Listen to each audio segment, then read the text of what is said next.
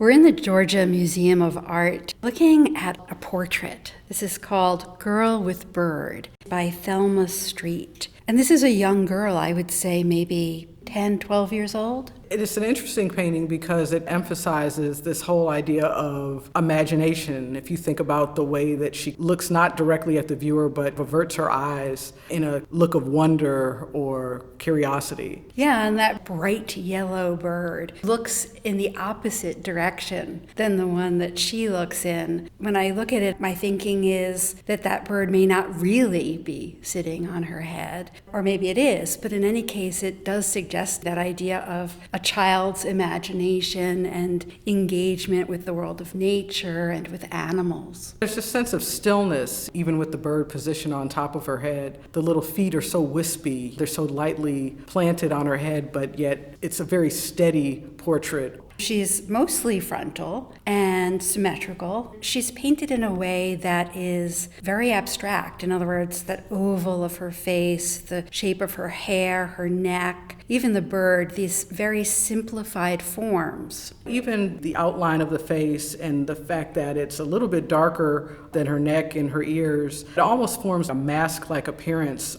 The way that it's painted without any shading from light to dark makes it also appear very flat and adds to that sense of it being like a mask. Streat was a dancer, but also a painter. She worked under Diego Rivera for a while with a few of his projects, actually a mural that he did for the Pan American Unity Project. And so we're looking at this period in art history, although this dates from 1950, the 30s and the 40s, when artists were very intentionally engaging in the idea of art for the public, art for the people, and Streat working with Rivera on murals, but also painting her own murals. She was really interested in people. In fact, one could also call her a type of anthropologist. She loved studying different cultures, whether it be African cultures, Polynesian, Native American. She was very interested in cultures, but also this sense of universality. This idea, I think, that was important to her to work through her art to eradicate racism and bigoted ideas and to emphasize the way that human beings are the same across cultures.